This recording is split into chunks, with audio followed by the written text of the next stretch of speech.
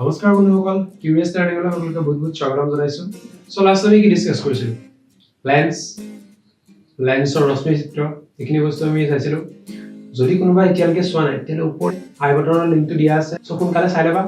so ভিডিওটো যদি ভাল লাগে লাইক কৰিবা সাবস্ক্ৰাইব কৰিবা আৰু লগৰবিলাকৰ লগত ধুমধাম শেয়াৰ কৰিবা যাতে আমাৰ ফেমিলিটো আৰু অলপ ডাঙৰ হওক আৰু লগতে আমাৰ ফেসবুক পেজৰ যিটো লিংকটো মই ডেসক্ৰিপচনত দি থৈছো তোমালোকে সোনকালে চাই পেলাই এটো লাইক মাৰি থবা যাতে নিউ আপডেটখিনি তোমালোকে পাই থাকা সো লেটস গেট স্টাৰ্টেড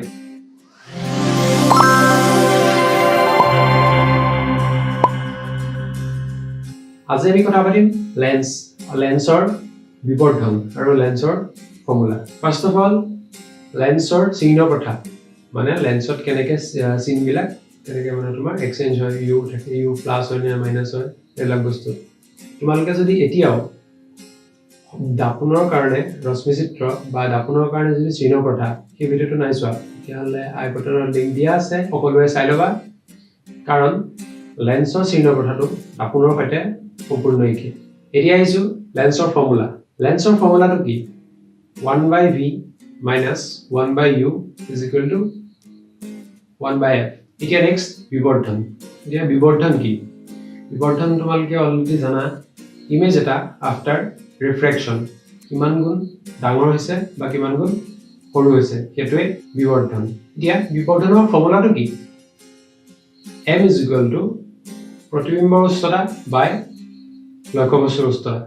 এতিয়া চাবা দাপনৰ বিবৰ্ধন আৰু লেন্সৰ বিবৰ্ধন ডিফাৰেন্স কি দাপনৰ বিবৰ্ধনত m - -h'/h কিন্তু লেন্সত কি হয় m = h'/h মানে ইয়াত মাইনাসটো নালাগে আৰু এটা তোমালোকে মন কৰিবা u আৰু v সাপেক্ষে যেতিয়া তুমি লিখা তেতিয়া হলে দাপনত কি হয় -v/u আৰু লেন্সত কি হয় জাস্ট v/u এতিয়া সাপোজ তুমি দুখন লেন্স লৈ লোৱা ঠিক আছে এখনৰ ফোকাস দৈৰ্ঘ্য ডাঙৰ আৰু এখনৰ ফোকাস দৈৰ্ঘ্য সৰু এতিয়া সৰু ফোকাস দৈৰ্ঘ্যৰ যিখন লেন্স সেই লেন্সখনে পোহৰ ৰশ্মি সৰু কোণত অভিসাৰী কৰিব ইয়াত আমি উত্তল লেন্স লৈছো এই কাৰণে অভিসাৰী কৰিছে আৰু তুমি বেছি ফোকাস দৈৰ্ঘ্যৰ লেন্সখন চোৱা সেইখনত লেন্সখনে পোহৰ ৰশ্মিক সৰুটোতকে ইটোতকে ডাঙৰ কোণত অভিসাৰী কৰিছে ঠিক আছে সো এই অভিসাৰী বা অপসাৰী যেটো কৰে ন সেই মাত্ৰাটো মানে কিমান পৰিমাণে কিমান মাত্ৰাত অপসাৰী বা অভিসাৰী কৰিব সেইটো ক্ষমতাৰ দ্বাৰা বুজোৱা হয় ঠিক আছে আৰু লেন্সৰ ক্ষমতা p ৰে বুজোৱা হয় আৰু ইয়াৰ ফৰ্মুলাটো হ'ল p = 1/f ইয়াত f ফোকাস দৈৰ্ঘ্য সো ইয়াৰ ক্ষমতাৰ একক কি ক্ষমতাৰ একক এনে ক'বলৈ গ'লে 1/m মানে 1/মিটাৰ ঠিক আছে কিন্তু ইয়াক ডায়োপ্টাৰ দি বুজোৱা হয় d ৰে ৰিপ্ৰেজেন্ট কৰে ডায়োপ্টাৰ ইয়াক ডায়োপ্টাৰ দি বুজোৱা হয় অৰ্থাৎ 1 ডায়োপ্টাৰ = 1/1 মিটাৰ সো গাইস এখিনতে পোহৰ চেপ্টাৰটো খতম হৈছে সো কাৰোবাৰ যদি কিবা সুধিবলগীয়া আছে তেতিয়াহলে তলত কমেন্ট কৰিবা বা কিবা যদি ৰিকমেন্ডেশন দিবলা আছে তলত কমেন্ট কৰিবা আৰু তোমালোকৰ যিটো এক্সাৰসাইজটো সেইটো মই কমপ্লিট কৰি নিদু কাৰণ